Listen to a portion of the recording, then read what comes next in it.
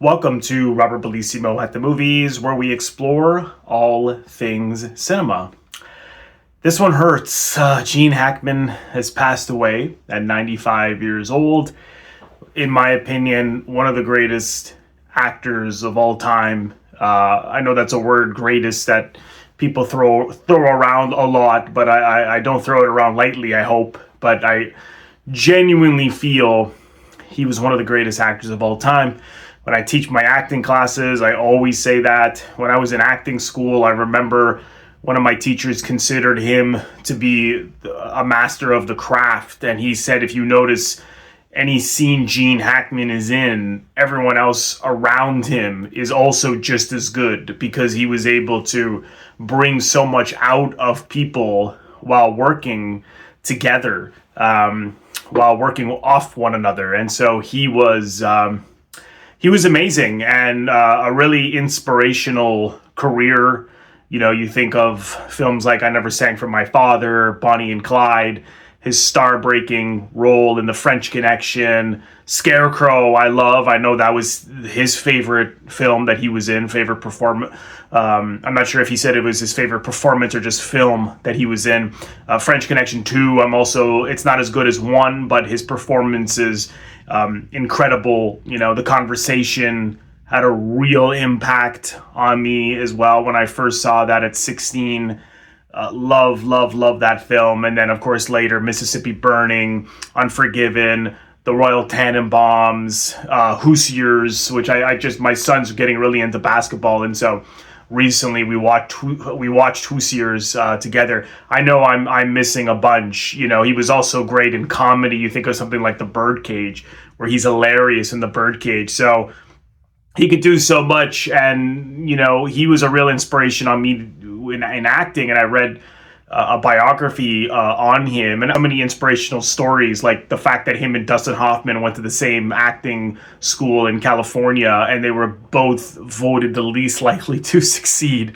And of course, they went on to become, you know, major stars. Then later they moved to New York and had a lot more success in theater, and Gene also in TV. Dustin did some TV, of course. And one story that I always found fascinating was that Hackman got cast in The Graduate as Mrs. Robinson's husband, and then got fired by Mike Nichols. And he thought it was going to ruin his career that he got fired by such a big filmmaker. And I forget the reason as to why he was then in the hospital for something.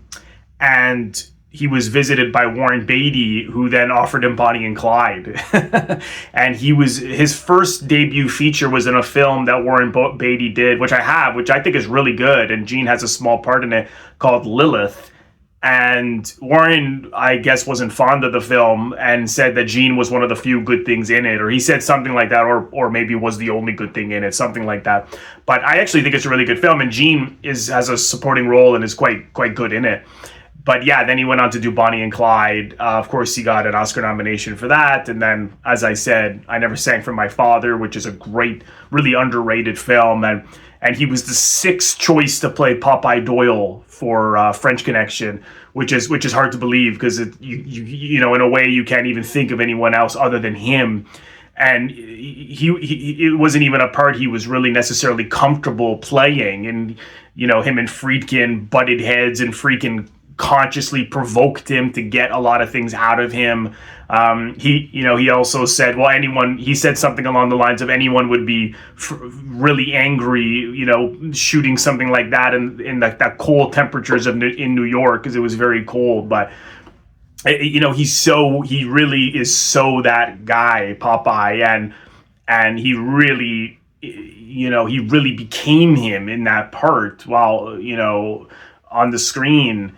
And I've always found, like I said, the second one, really, it's not as good as of a movie, but we learn more about him, that he was a baseball player, and he didn't make it into the major leagues, and so he became a cop, but the reason he didn't make it was because even once he saw Mickey Mantle, he just didn't think he could live up to someone as good as Mickey Mantle. And he has this scene, you know, because he gets kidnapped and they shoot him with heroin, and so they have to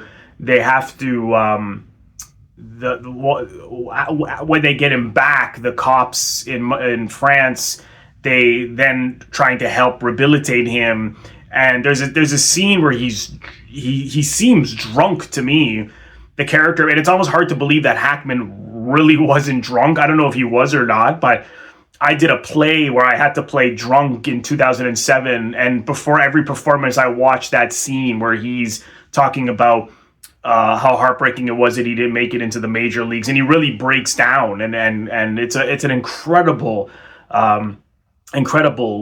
performance. And of course, you know, you look at something like The Conversation, which again was a film where he's, you know, so this very quiet, shy, alienated man, but it's so subtle and so powerful. Tom Cruise said that about him when he worked with him on The Firm. You know, Gene is a powerful actor, and there's no question about it. But like I said, I think he's underrated in comedy. You know, Get Shorty's another one. I mean, he could be very funny. Royal Tenenbaums, which is more like a comedy drama, but he's very funny in that, and heartbreaking as well. I mean, I love that film. I haven't seen it in a long time. I should screen it soon, because I used to watch it often, and because I've just found it so inspirational. I thought the chemistry between him, and particularly him and Ben Stiller, was great. But yeah, this is a huge loss. There's another great story of Gene when he was working as a doorman in New York, and an old acting teacher of his spotted him and said, you know, Gene, something along the lines of, Gene, I told you, you know, you'd never make it as an actor. You know, this is why, you know, which is so mean to think someone would say that to you. I mean, you know, actors have to work side jobs often their whole career, whether, you know, not if you become a star, of course, but, you know, even stars sometimes are doing other things, you know. So I just thought, wow, but it never stopped him, you know. He kept going. He really struggled too. I mean, with someone like him with his looks, were not the kind of guys who became stars. But of course, in the New Hollywood movement, things changed, and so people who looked more ordinary started to get these big breaks. And that's what's also appealing from my point of view with him, is that he's an ordinary looking guy, you know. He's someone that you'd meet anywhere, and that's also what's so appealing and extraordinary about him, and I think why he was able to play so many different parts. But you know, I love Gene, so I just wanted to hop on to give a tribute to Mr. Hackman, who will surely be missed. I read that they found him and his wife and his dog dead, so they don't suspect foul play, apparently. So I don't know what happened, but I'm sure we'll find out soon.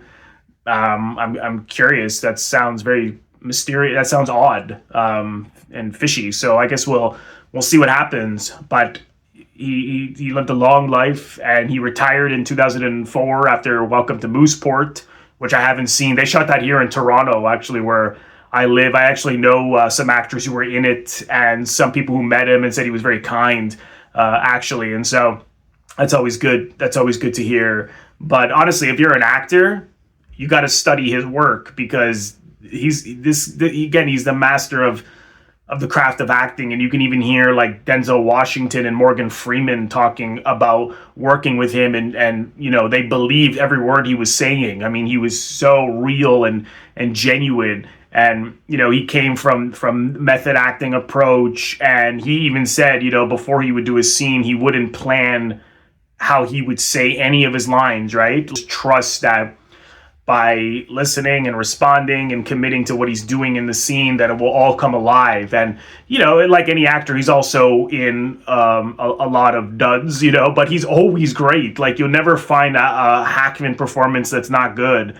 He could do good work in anything, really in anything. And so, yeah, for, you know, you gotta gotta explore his work, and you'll learn a lot for sure. So, Gene, this is a tribute to you. Your performances live on and will continue to inspire actors today and actors to come. I want to thank all of my members on Patreon. If you're interested in becoming a member of my Patreon, head over to the link, patreon.com/RobertBellissimo at the movies for full details. You can also leave a donation, or what I call a tip, by clicking the thanks link, which you will find directly below the video frame. Just click on that and you can leave a donation if you choose to. Of course, I would greatly appreciate that.